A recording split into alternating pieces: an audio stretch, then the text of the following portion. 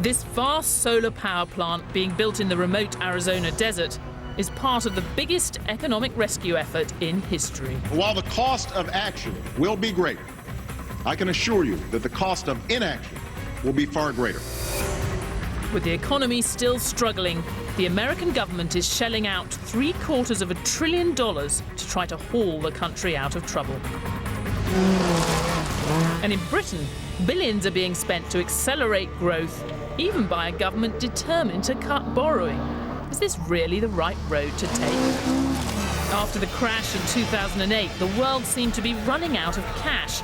But rather than cut back, governments spent huge amounts of money they didn't have. Why on earth would they do that? It all goes back to the extraordinary ideas of this man, the British economist John Maynard Keynes. Quite simply, he changed the world. I think it is true that he's one of the great figures of the 20th century and in many ways of the 21st century.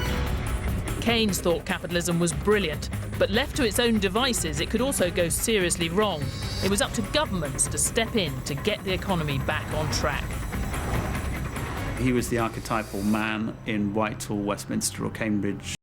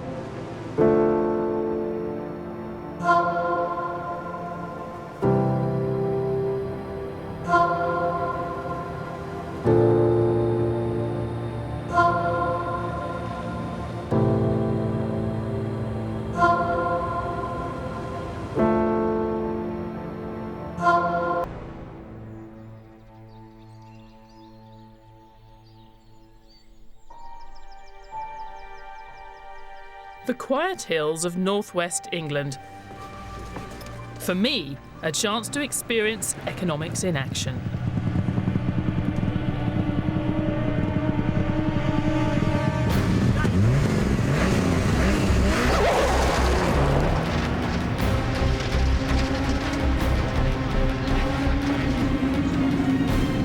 I'm getting to try out rally cars competing in the Tour of Cumbria. The sponsors, Pirelli, are getting a slice of the government's £2.4 billion fund to help regional growth and employment. They want to show me what the company's really all about.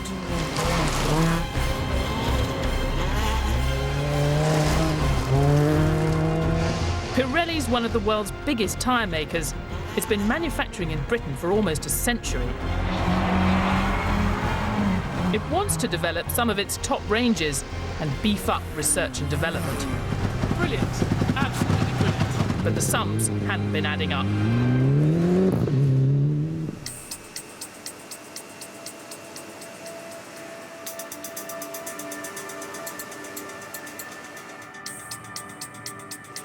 This factory is one of Carlisle's biggest employers.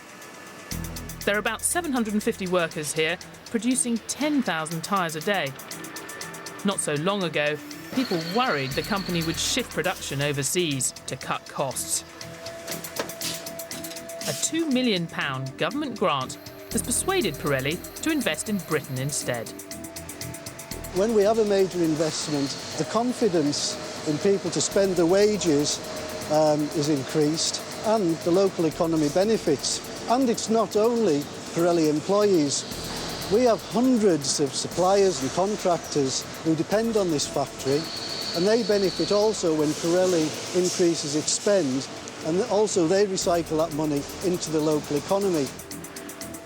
It might seem surprising, a handout to a private company when the government's so worried about the mounting national debt. now more than £1 trillion. But Keynes was quite clear. There are times when we need to step in to make capitalism work for us, even when that means spending money we don't have. What Keynes said was that it was possible for government to come in and make markets work better. So one way that it's often put is that Keynes saved capitalism from the capitalists. Though for Keynes' critics, it's mistakes by governments that really cause the trouble. When we find instances of economies being seriously knocked out of equilibrium, it's generally been as a result of government policy mistakes. But Keynes didn't really make a convincing case that even when an economy was knocked out of equilibrium, that government action could do better than allowing the economy to essentially mend itself. So Keynes was either an economic saviour or the man who led us all astray. But there's no argument that he changed our world and the way we think about it. He was at the centre of the debate 80 years ago, and he's back there again today. A great weight is lifted from us. This is the only known film of Keynes speaking. There's no danger of the exchange falling too far. There's no danger of a serious rise in the cost of living. It's a broadcast about economics, how to share out the world's resources. Meanwhile, British trade... But for Keynes, this was no dry science. It was about changing the world for the better. I think if we're looking at Britons who made a real difference in the 20th century, the most obvious name would be Winston Churchill. John Maynard Keynes is really not far behind. Keynes spent years in this house in London, developing ideas that helped shape some of the most important events of the past century, helping to save capitalism from the Great Depression, funding the war against the Nazis, and building a new post-war economic order that helped pave the way for decades of growth and rising prosperity. What's really extraordinary about Keynes from a modern perspective was his access. Despite being so unconventional in his life and especially in his views, he had the ear of anyone who mattered. Presidents and prime ministers all listened to what he had to say, though it was only after his death that everyone started taking his advice. I applied to university in 1965, and the whole intellectual climate of the time, not just in terms of economics, but politics, was driven by the idea that Keynes had solved the economic problem. By the late 1960s, Keynes' ideas were built into the fabric of pretty much every Western economy, but he didn't seem to have an answer to the high inflation of the 1970s. After that, Keynesian fine-tuning was out, and free market ideas gradually took over. But when the world got into serious bother in 2008, Keynes was back. It's ideas that mobilise the world on right and left, good and bad. And Keynes was the author of, in my judgment, the best suite of ideas about how to think about capitalism that there's been. And if you think that counts, then he counts.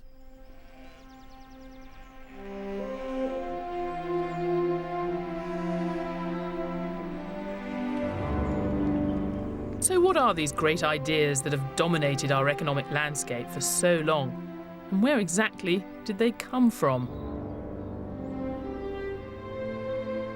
Keynes was born at the height of the British Empire in 1883 to middle-class parents who sent him to Eton and Cambridge. So far, so conventional. But at university, he fell in with a very unconventional crowd, the Bloomsbury set. As a young man, he spent a lot of time here at their country retreat, Charleston in Sussex. It was a kind of commune for artists and writers and the one economist. They did see themselves as very different. To an extent, they were tinged by that rather indefinable concept, bohemian.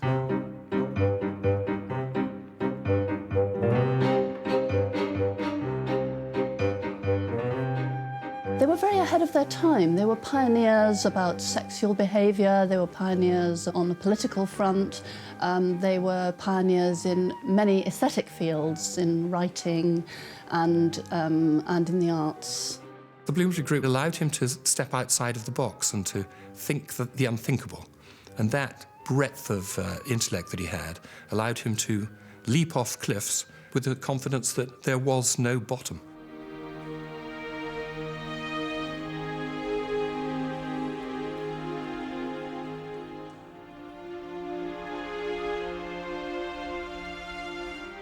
Keynes immersed himself in the cultural world all his life, collecting paintings, fine books, even founding the Arts Theatre here in Cambridge. Perhaps it's no coincidence that a man with such wide-ranging interests should have the vision to develop a radically new approach to economics, Keynesianism, shorthand today for government efforts to control the economy. Keynes was born, nearly 130 years ago, into a confident age. Science had been marching forward in medicine, in engineering, every year extending what was humanly possible. But there was one domain where science had barely begun: economics, the world of money and markets. If we could tame capitalism, we could really shape our destiny. Keynes fundamentally believed that, but he also understood, maybe better than some of his followers, just how difficult that was going to be.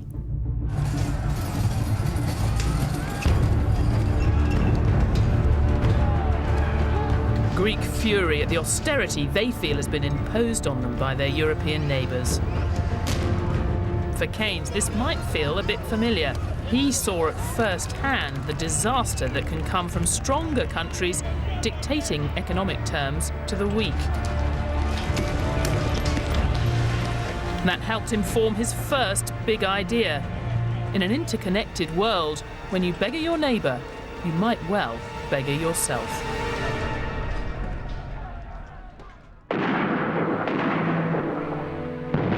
It was an idea forged by the horrors of World War I. True to his Bloomsbury values, Keynes didn't want to fight in the war. But he was willing to use his economic brilliance to help finance it. Keynes' job at the Treasury was to help channel loans from America to other countries in the alliance. His time here brought home to him how integrated the global economy had become. Isolation just wasn't an option. The economic fate of entire populations might come to depend on events hundreds, even thousands of miles away. Once the war was over, Keynes could see how hatred of the defeated Germans might lead the victors to make a terrible mistake. At the end of the First World War, there was a great deal of, obviously, public hostility towards Germany. I mean, it had been a disastrous war, both, obviously, in terms of lives and casualties, but economically, too. I think there was quite a strong feeling that Germany must be made to pay. At the Palace of Versailles, where the peace treaty was signed, British Prime Minister Lloyd George and his French and American allies relished their victory. Keynes was a member of the British delegation here, but against his advice, Germany was ordered to pay everyone's bills for the damage and suffering caused by the war. How could Germany afford to repay that debt? You need an economy that is running to produce money, to produce wealth, and then you can repay. You cannot repay without of nothing.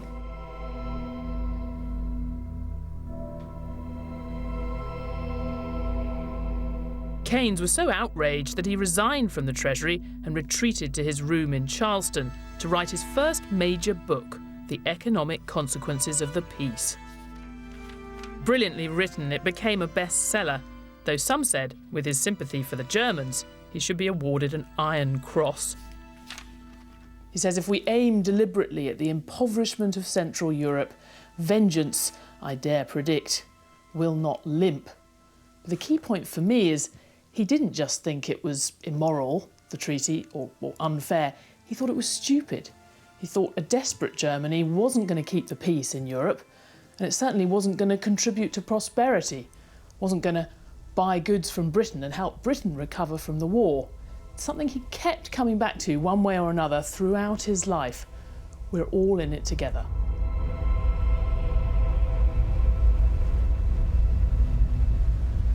The Versailles Treaty brought one of the great powers of Europe to its knees. As Keynes predicted, the German economy descended into chaos. Their debts were so impossibly large, they ended up printing the money to pay the bills, which quickly led to hyperinflation and a thoroughly worthless currency. Hyperinflation didn't just destroy the economy, it destroyed the fabric of German society, people's hopes too. There are stories about people taking out all of their savings to buy a single postage stamp for a suicide letter. When Keynes warned that the Versailles Treaty would bring a catastrophe here, even his admirers might have thought he was exaggerating, but they didn't think that for long.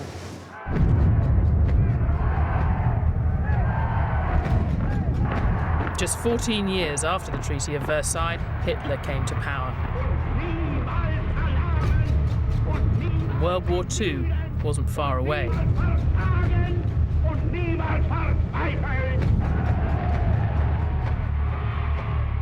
As Keynes had predicted, the price of getting economic relations wrong was calamity. Keynes foresaw that the reparations were too onerous, would have to be adjusted, and that actually you were laying the seeds of the next European conflagration. He thought it was unbelievably short-sighted, and he was right. So what would Keynes make of Europe today? Well, once again, he might see strong countries dictating economic terms to the weak, though this time it's strong countries like Germany itself insisting that crisis-ridden nations like Greece sign up to tough budget cuts in exchange for emergency loans. The newspapers show the depth of ill will that's built up as a result of the crisis. You've got the Germans talking about the Greeks as no-good scroungers, but in Greece, well, there's no more taboo anymore about comparing German leaders to Nazis. Though Keynes might say they were harking back to the wrong war. The tough conditions being imposed on Greece might remind him, ironically, of the deal imposed on Germany at Versailles. The dominant thinking in Europe at the moment is exactly repeating the mistakes, I believe, certainly as far as Greece is concerned, as was made at the end of the First World War. There comes a point, if you visit upon countries things they can never deliver, it will end in tears. If you look at what's happening in the Eurozone today, riots on the streets of Greece, general strikes in Spain, general strikes in Portugal, you can see, well, aren't we just failing to learn the lessons of history here?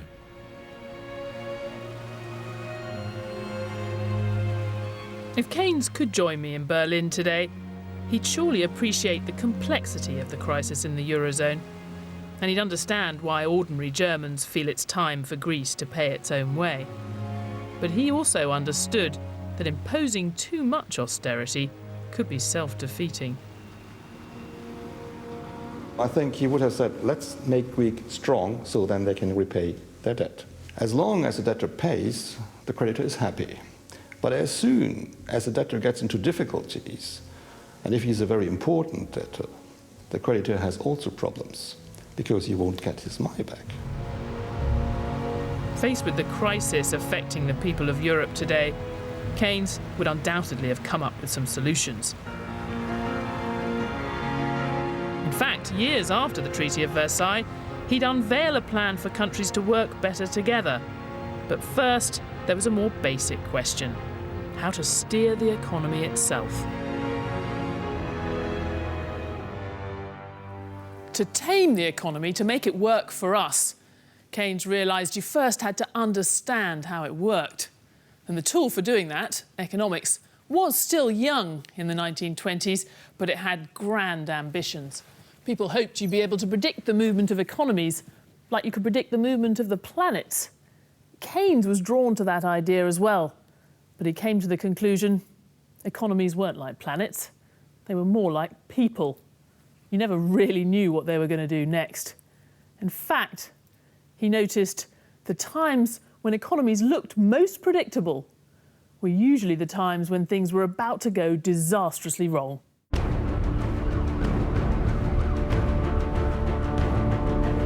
It certainly felt like that in 2008, when the global financial system imploded after one of the longest booms in history. Many claim now to have seen it coming, but at the time, many more behaved as if the good times would go on and on.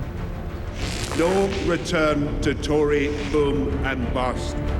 Being too sure about the economic future was another mistake that Keynes had warned about 80 years ago. Because he'd made the same mistake himself.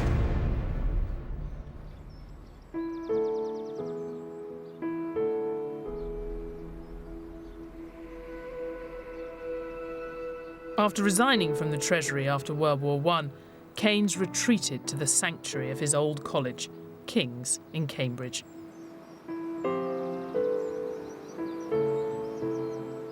He was a lecturer and later a bursar, looking after the college's finances.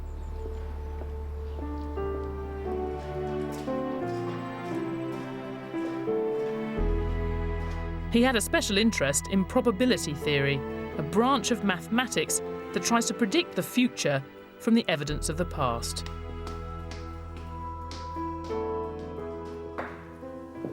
When he wasn't writing or studying, Keynes was often betting on the financial markets. He needed money, and he thought speculation was a good way to get it. But it was also a great way for him to test his belief that probability theory and statistics could help you predict the way markets were going to move. He had very mixed results.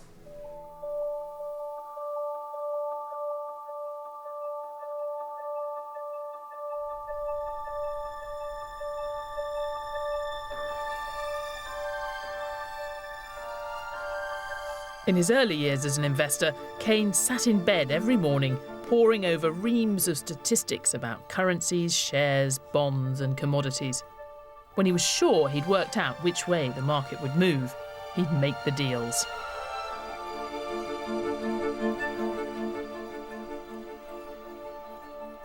The Cambridge academic David Chambers has spent a lot of time studying Keynes' investment strategies. Given this economic knowledge that he had, this great thirst that he had for numbers and statistics, he believed, I think, that he could delineate the business cycle. And as a consequence of that, you will be able to pick when was the right time to be in the stock market, to own shares, and when was the right time to come out of the stock market into, say, bonds, government bonds in particular, or alternatively cash. But none of Keynes' elaborate calculations pointed out the disaster just around the corner. Wall Street before the crash in 1929 looked a lot like the tail end of our market boom. Investors could see no end to the good times. Armed with the very latest mathematical models, they thought they had everything covered. Then the bubble burst. World markets collapsed and Keynes lost money along with millions of others, paving the way for the Great Depression. His confidence in predicting the future was gone. He would have bitterly reproached himself for not foreseeing the Great Depression, but he came to the view that the future is not like that, that anybody who happens to predict it right is likely to be doing so on the basis of luck rather than judgment. Keynes' speculating days weren't quite over.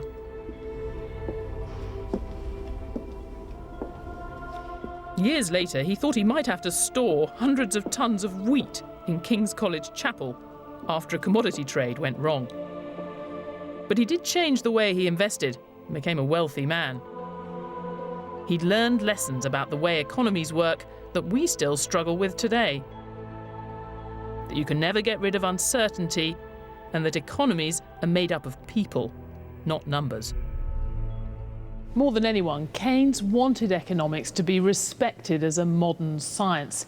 But he knew it was never going to be a science you could reduce to a set of equations, iron predictions, because economists were always going to have one extra thing to deal with: human nature. If you don't know about the future and you're trying to get a fix on what's taking place at any moment in time, you would defer to the crowd. The crowd is moving in a certain direction. They must be right. The crowd's buying. What are they buying? I must buy too. The crowd's selling. I must sell too. And it's very animal. It's very herd. This idea of herd psychology helped Keynes make sense of the economic bubble that blew up in the years before the great crash of 1929. It can also do a pretty good job explaining our own great financial crash in 2008. In normal times, any economic textbook, now or in Keynes' time, would say if the price of something goes up, people buy less of it. If the price goes down, they buy more. That's how markets work. Except, Keynes realised, when you have bubbles, then a different side of human nature takes over. It's the side that says, oh, house prices are going up, shares are going up, I should buy more because the price is going to go up again. Which, of course, it does. It becomes a self-fulfilling spiral. Prices go up and up and up and up. Eventually, the bubble will burst. It always does. In the years before 2008, did we forget what Keynes had taught us about herd psychology, bubbles, and the uncertainty of economic life? Did the bankers, investors, politicians, and the rest of us simply get too confident in thinking the good times would go on forever? I think inasmuch as people actually sat down and thought about what were the risks, what are the uncertainties, then quite clearly a large number of people were manifestly found wanting. And of course, if you don't know what you're doing, it's not surprising that you end up being smashed to bits, and that's precisely what happened.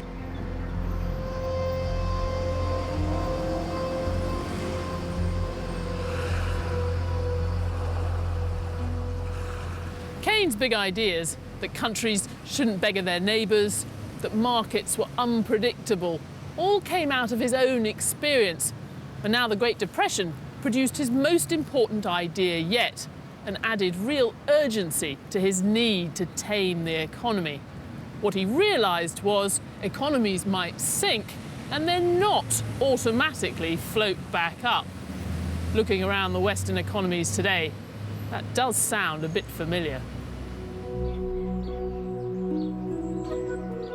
In the early 30s, the outside world was deep in gloom, with dole queues lengthening and factories closing everywhere. But Keynes' life was blissful. By now, he was famous, and he'd shocked even his avant-garde Bloomsbury friends by marrying a Russian ballerina. Up till then, he'd been gay.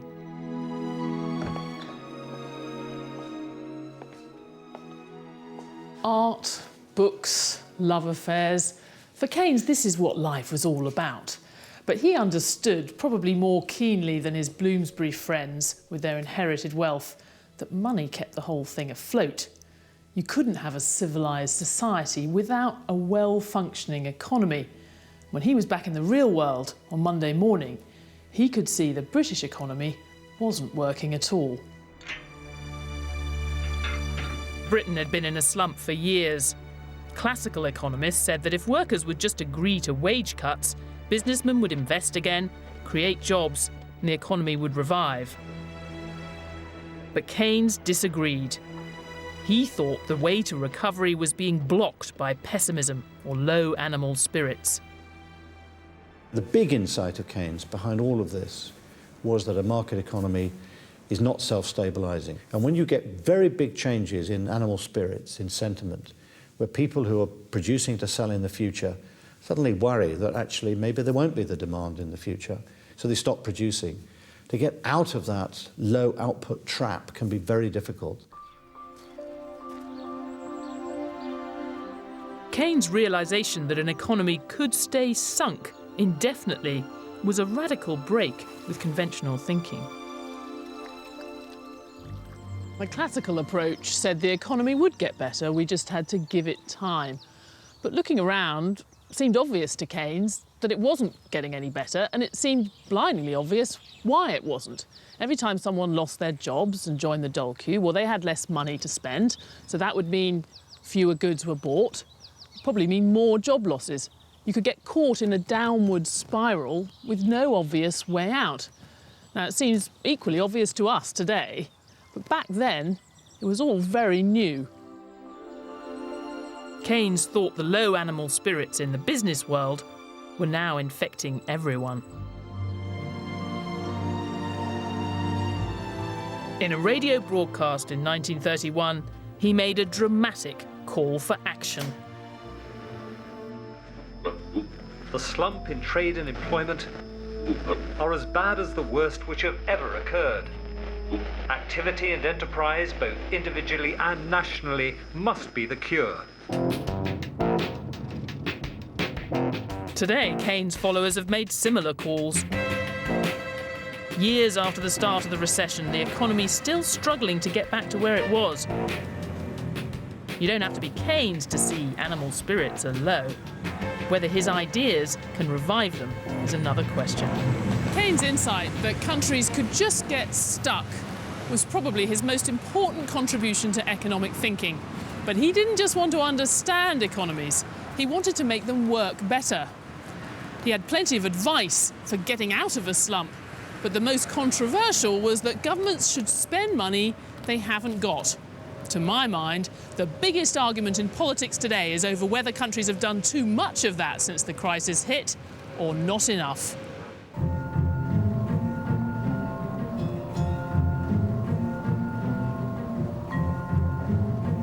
Keynes might have died almost 7 decades ago, but out here in the Arizona desert, his big idea for getting the economy moving again lives on.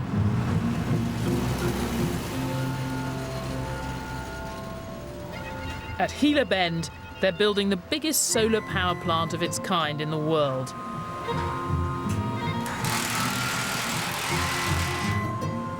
The site covers over 3.5 square miles. Nearly 1 million mirrors will capture enough energy to provide 70,000 American homes with clean power. But for the people in this remote region, and for John Maynard Keynes, probably the most important thing this plant will produce is employment.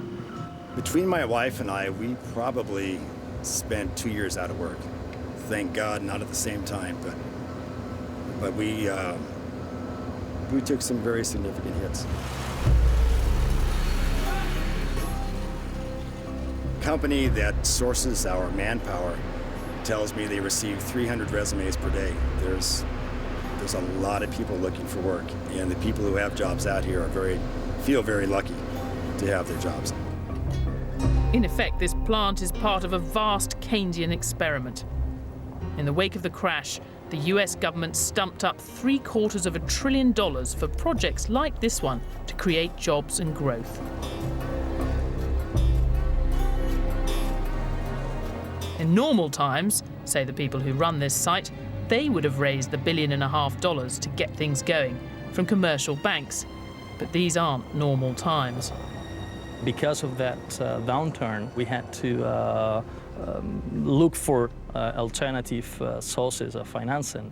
And of course, in this context, the federal loan guarantee program here in the US has helped it out a lot. In fact, without that kind of public programs, this plant would have never been a reality. Now we're used to governments using their cash to try to bring the economy to life in hostile environments where private money's drying up. But back in Keynes' day, it was a much more controversial idea.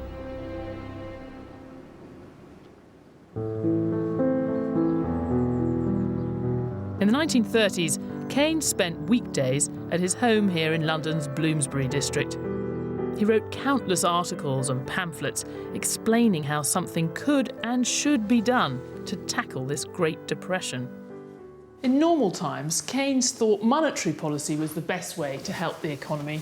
You cut interest rates to encourage people to borrow and spend more, and companies to invest. But when animal spirits were really low, that might not be enough. Companies might not see the point of making new investments. People might not want to borrow no matter how cheap it was. That's when Keynes thought government did need to make up the gap with more public spending. Keynes suggested the government should hire people to demolish South London and then rebuild it. he wasn't serious, but he was making a serious point.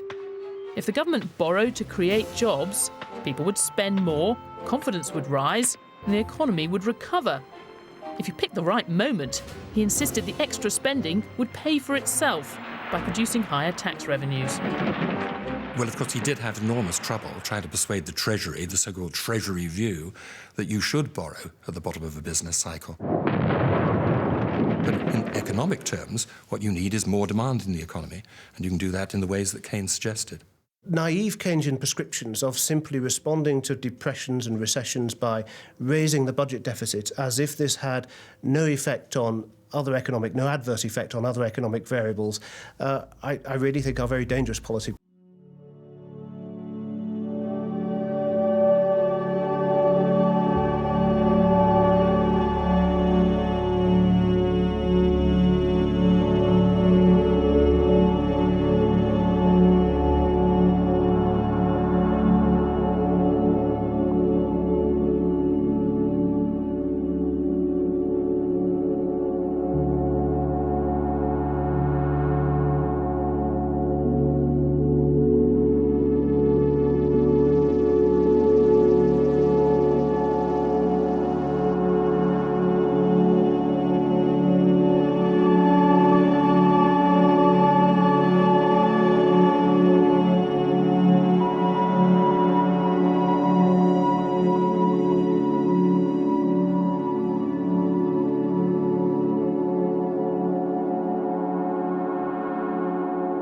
In a situation such as a recession or depression, demand goes down, unemployment goes up, and it's a vicious circle. Confidence isn't restored when unemployment goes up, and when business goes down, confidence is eroded. Hoover's successor, Franklin Delano Roosevelt, had a different approach. Again, echoing arguments made today, he thought the government should spend its way out of trouble. This nation is asking for action, and action now.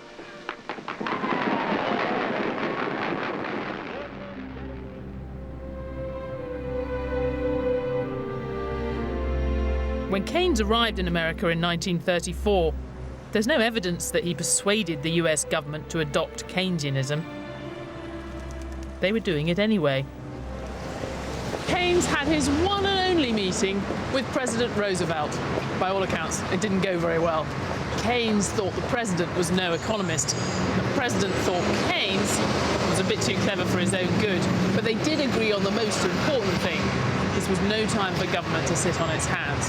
It was time for an historic experiment.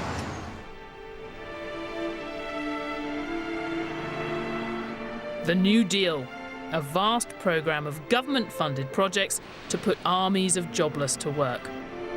Ever since, it's been the celebrated example of a Keynesian effort to boost flagging economies. And there's no more iconic project of that era than this one. Hoover Dam. Built across the Colorado River, bordering Nevada and Arizona, it was the biggest construction project in the world. I would call it a Keynesian project, absolutely. The government stepped in with money, built a deficit, and out of that came Hoover Dam, which gave thousands, tens of thousands of people a new life, money to spend.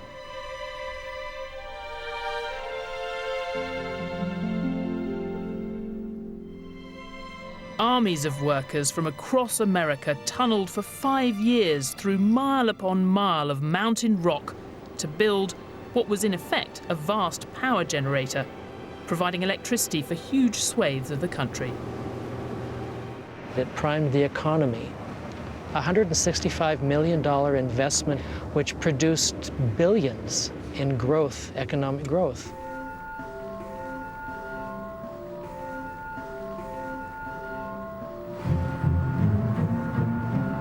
Just 8 miles away is Boulder City, built to house the workers building the dam.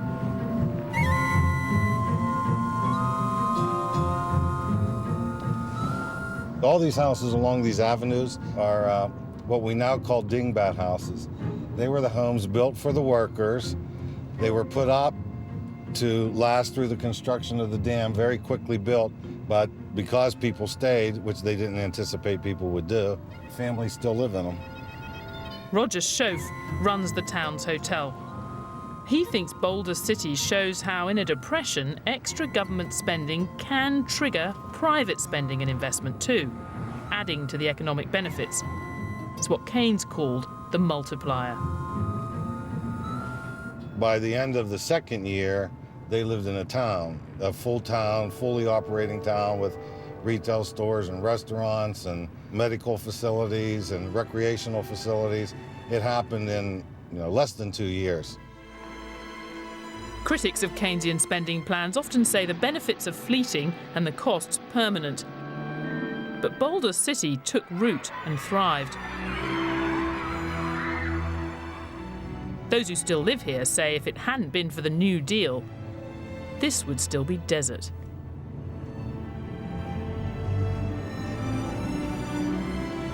Hoover Dam might have helped the local area, but it's actually a myth that the New Deal ended the Great Depression. It took a world war and all the extra government spending that went with that, finally to bring the economy out of the doldrums.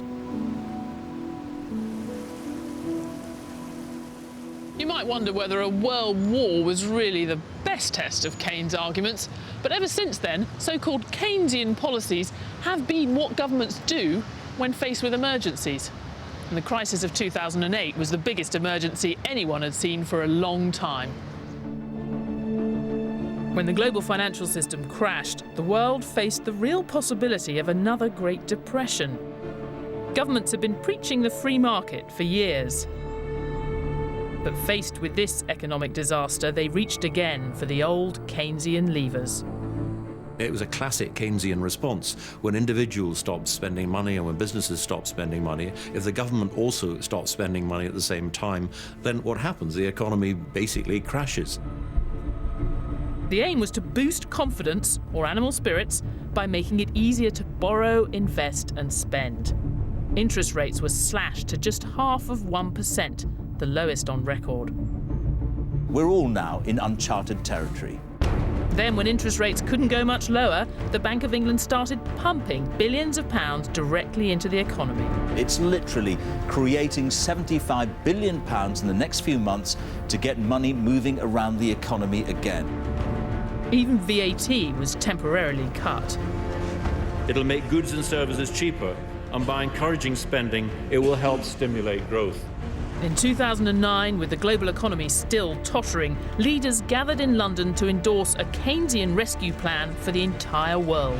This is the day that the world came together to fight back against the global recession. I find it very hard to explain the collapse in world trade of over 15% in 6 months between the end of 2008 and beginning in spring 2009 in terms of anything other than an extraordinary collapse of animal spirits or confidence. Now, some of that was turned around in 2009, but by no means all. Even that great rescue plan of 2009 wasn't quite what it seemed.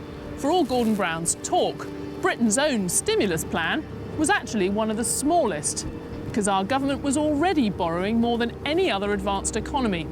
So even a Keynesian Prime Minister like Gordon Brown didn't think we could borrow a lot more. His successor thinks we should borrow much less. We now have a Prime Minister who, on one fundamental point, appears to disagree with Keynes. Some of the normal things that governments can do to deal with a normal recession, like borrowing to cut taxes or increasing spending, these things won't work because they lead to more debt, which would make the crisis worse. The only way out of a debt crisis is to deal with your debts. I suspect that Keynes probably wouldn't have used exactly the Prime Minister's formulation. I think that Keynes would have accepted at some point that you have to head back towards a more balanced budget, particularly if you don't want to stack debts onto future generations. To me, the remarkable thing is that countries like the UK that have a choice are voluntarily putting themselves through austerity, and almost certainly we know what will happen. The economy will get weaker, unemployment will go up, and there will be an enormous amount of unnecessary suffering. This argument will run and run on both sides of the Atlantic. In Arizona, the massive spending program that built this solar power plant and let thousands clock on for new jobs hasn't been a miracle cure for the US economy. Maybe the medicine didn't work because the dose was too small. Or maybe the mountain of debt weighing on most Western economies means the Keynesian route to recovery is simply shut off. We are in a stratosphere today that we just have not seen before, and maybe it's fine, but no other countries very rarely have seen these kind of debt levels, public, private, and other measures. They're risks. By the 1940s, Keynes was riding high. His theatre here in Cambridge was thriving, he was back in the Treasury helping finance the Second World War, and his books were being hailed as masterpieces. But he had one last big idea to pursue, with profound implications for the world, then and now. Keynes' ideas for fixing broken economies had now been tested. But towards the end of World War II, he got a chance to leave his mark on the entire global economy. In a more integrated world, he was more convinced than ever that countries needed institutions to force them together, make them cooperate. The catastrophe after World War I could never happen again.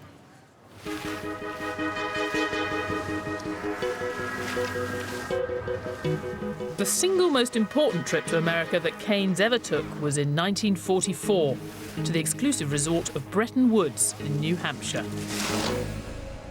He was joining delegates from over 40 different countries, all charged with laying the foundations of a new post-war global economy. They wanted to rebuild the system, not just from the war, but from the Great Depression. The financial system had just been destroyed. The economic chaos of the 20s and 30s was largely responsible for the war, Keynes believed. Countries had all focused on charting their own path without very much thought for what was going on around them. The world had paid a terrible price for that failure to cooperate. There was a real determination among officials both in London and in Washington that we couldn't do this again, that we had to fix the world's economy, that we couldn't go back to the kind of economic crisis we'd had before because we couldn't afford another world war. As representatives from across the world gathered here at Mount Washington Hotel, elsewhere there was still ferocious fighting. But once the war was over, Keynes knew for the world economy to prosper, countries would need to work together much more closely. Only two delegations at the conference really counted: Keynes' British team and the Americans. Both agreed that there should be controls to prevent currencies fluctuating too wildly against each other. They agreed too that institutions that later became the World Bank and International Monetary Fund should be there to foster trade and growth in poorer economies. Well, the big gain from it was the recognition that countries need to work together to resolve their macroeconomic problems. It's just not enough to pretend that you can do it as an island. You may be an island geographically, but you're not economically. But on one crucial issue, Keynes failed. The Americans were adamant that rich exporting countries like them shouldn't have to spend more and export less to balance world trade. It was weak countries with big trade deficits that had to shape up. If everyone at Bretton Woods had accepted Keynes' logic that it takes all sides to keep the global economy in balance, the world today might be in a lot better shape.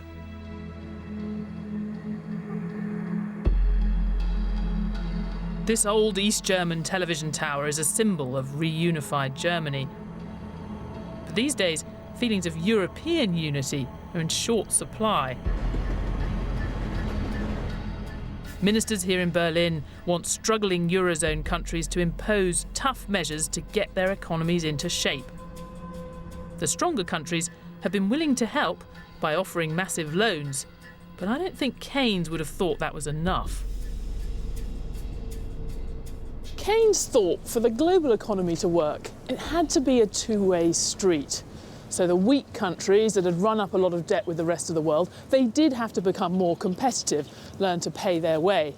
But the rich exporters, well, they had to do their bit as well, spending more on other countries' goods and exporting less, becoming a bit less competitive. Now that's a bit of Keynesian advice that doesn't go down well here in Germany at all. If you say Germany should export less to become less competitive, the popular would, that's mad. Why getting us weak when others are already weak? And certainly that's the wrong conclusion. There are signs of movement on Germany's side of the street.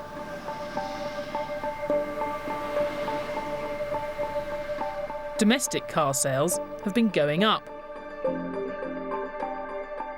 But exports are still a central plank of the country's economic policies. And car exports are up by almost a third in the past 2 years.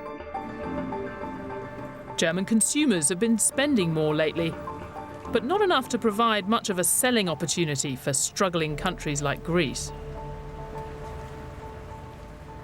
That's a very popular approach to tell German private households, please spend more. Don't be so greedy with your money. But I think that's wrong, because people look at their income and they say, I can't afford, simply. And that's true. I mean, we have had very weak wage increases during the past years.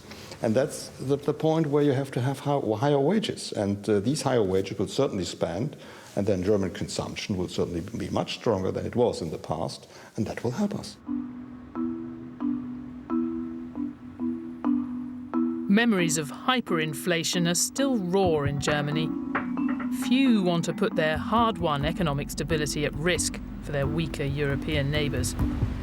The divisions between countries at a global level are even clearer. Leaders pay lip service to Keynes' dream of a truly coordinated global economy where the strong work with the weak for the benefit of all. But there's little sign of them actually doing it. I think Keynes would look at our world, the troubles in the Eurozone, the banking crisis, say it was a pretty scary place, without many of the checks and balances that he argued for at Bretton Woods. But he did say, that a really global economy was tremendously exciting, with huge potential to improve all of our lives. If governments could only work out how to put into practice that basic insight that he kept coming back to. We really are all in it together. Sure, it would be great to have better multinational institutions, and Keynes was a pioneer in that. He was a big believer, and I think in order to fix the international financial system, that would be very helpful. And maybe somebody with the sort of magnetism and gravitas and stature of Keynes could somehow catalyze that, but he is a rare person indeed. Keynes left an extraordinary legacy. He didn't just transform economics, he changed the lives of billions of people around the globe. There aren't many people born in the 1880s whose name you hear as often as Keynes in current debates. His ideas that countries shouldn't beggar their neighbours, that economies were deeply unpredictable, could get stuck in slumps, have changed the way we think about the world. But what can Keynes actually do for us right now? Back in Cumbria, it's clear what Keynes has done for them. Government intervention will help keep Pirelli's tyre factory open and provide a lot of employment. In the political mainstream, there aren't many who challenge Keynes' basic message that you can't leave economies to drive themselves. Keynes was a very dominant force in the 20th century, and my guess is he will remain a dominant force in the 21st century, which is why I think he will go down as one of the greatest economists the world has produced. 80 years ago, building this dam eased the Great Depression. With the government borrowing more cheaply than ever before, you might think the case for New Deal-type investments was equally strong today. But given the sheer volume of public debt, no one can promise that piling on more borrowing will be a miracle cure.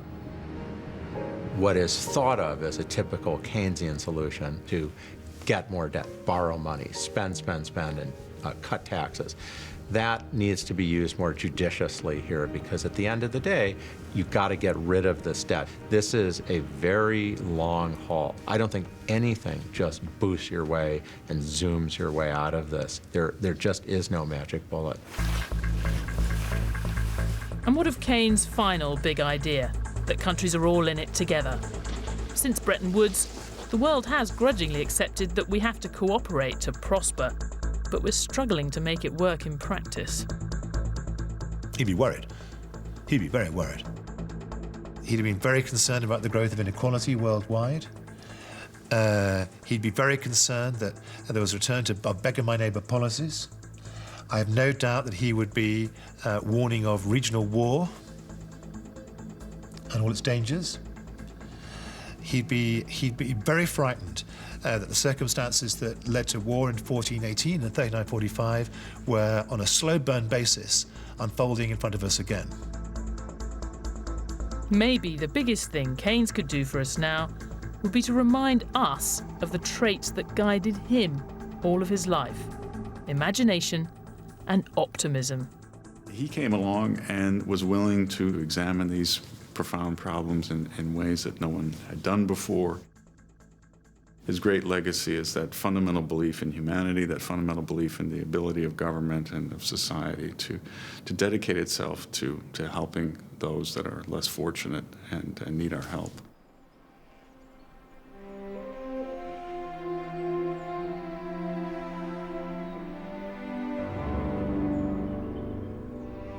In 1946, Keynes suffered a fatal heart attack in his beloved Sussex Downs.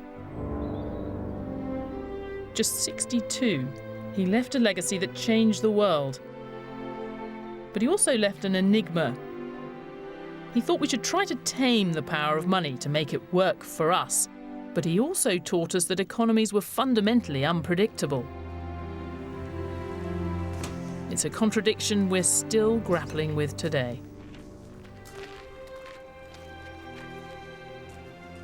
More than anyone, Keynes paved the way for activist government. He said you could and should make the world economy work better. And the generation that rebuilt the global economy after the war really were children of Keynes. But when you read him today, there's another equally powerful message that comes through about the great unpredictability, uncertainty of economic life. You should never think you've got it covered, that you've abolished boom and bust. That's the great paradox. The man who did most to make economists arrogant in their capacity to bend the world to their will also gave them, or should have given them, the best reasons for self-doubt.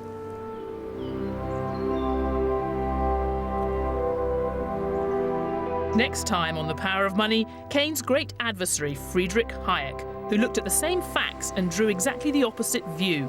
The market needed to be set free and governments should back off. The Open University's produced 6 one-minute animations to explain some of the key economic ideas that affect all of us. So if you want to learn how to spot an invisible hand or other secrets of economics, go to bbc.co.uk/Masters of Money and follow the link to the Open University. Can chemicals make us irresistible to the opposite sex? James May reveals all you need to know about chemistry next on BBC HD.